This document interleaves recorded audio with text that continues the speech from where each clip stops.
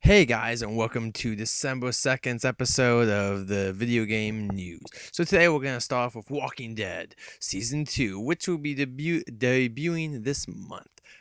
So episode 1 is called All That Remains, and this shows that Omid is basically going to be in the game, and so is Clementine. And also it shows the location Grove's pit stop, which was in Walking Dead's DLC 400 Days. So it's kind of trying to tie everything that's so far been in The Walking Dead together. Clementine, of course, will be, I believe, the main playable character, if not at least a playable character, in this game, and that's gonna be interesting to see what they do. My prediction: Clementine will survive this, but Omid is not going to survive. I think by the end of episode 5, but who knows? Maybe he'll be a survivor. But I still think he'll survive from season 1 to the end of season 2. That'd be insane. Now going on to less grandma news and more tropical freezing news. We've got Donkey Kong Country Tropical Freeze, which is still coming out, guys, this February. And there's a rumor now of a fourth playable character, who will be Mr. Cranky Kong. They've already announced Donkey Kong, Diddy, and Trixie Kong, but we're going to be seeing if Mr. Cranky Kong will be in the game. They show him at least on the box art, in this leaked box art over in Europe. Hopefully, Cranky Kong will be in the game. That will make me much more interested in the game. I don't know why. I just really like that character a lot. I've liked him ever since he appeared, and since then he's even been funnier with just doing things. If you watch the TV show back in the 90s, he was actually a pretty funny character, and I just like him. He's a cool character I've always liked, and I hope they get to experiment and have him in the game and be kind of funny and cranky in the game. Moving on to, let's go to PS4 and Wii U news. So this is going to be the ending segment, which is going to start off news and then become opinion.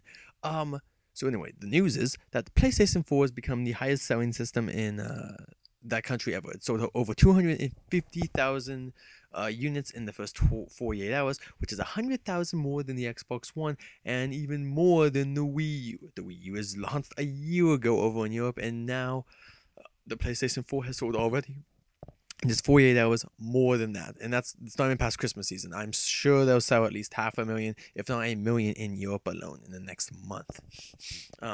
So Nintendo, and besides that, this is the bigger news though. Super Mario 3D World, which is an amazing game, by the way. I bought a Wii U on Black Friday. It's an amazing game.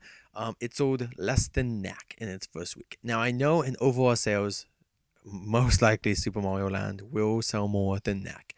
But this is an embarrassment, and this is going on to my kind of rant slash plea to Nintendo. I have a Wii U now. I bought a Wii U because I really want to play some of the Nintendo games. That's great. The problem is you're not going to be able to put enough of those out there to make people want to buy your console this time.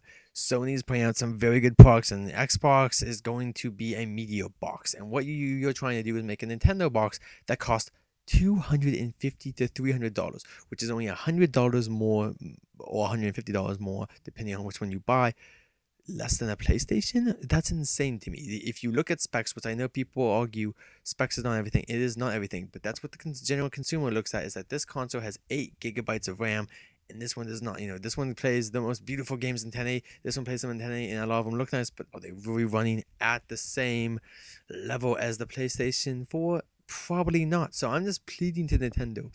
Start getting some indie developers to work on some of your other games you don't care about. Why not give Kid Icarus, Ice Climbers, Balloon Fight, just some of these small games, even Steel Diver, to these teams of indie kids out of college. Let's say get creative with them, make a $15 game, and just put one out every couple of months along with your big titles. This would help out a lot. If you don't remember, Pikmin was supposed to be infamous basically for them, and that took them out until August to get out for them, and they didn't really have a big game until August of this year. So hopefully Nintendo really steps it up and they can get the prices lower, and Super Smash Mario Kart will help. But Nintendo is in big trouble on the home market. Of course, the 2DS and 3DS will probably be the biggest selling consoles besides the PS4 this year, so they have to worry on their overall money flow. I'm just saying, as a home console, they have some things to worry about, but that's maybe just my opinion as a fanboy of Nintendo and Sony's. But anyway, until tomorrow, guys, I'll see you later. Tomorrow, I'll hopefully have some new news and some opinions to talk about. But until then, guys, go out there, play XCOM Enemy Within. Great game. Go play Super Mario 3D Land. The new Deus Ex is out for the last couple of weeks, and if you ever played The Wolf Among Us, I also recommend that. So until next time, guys, go out there and play.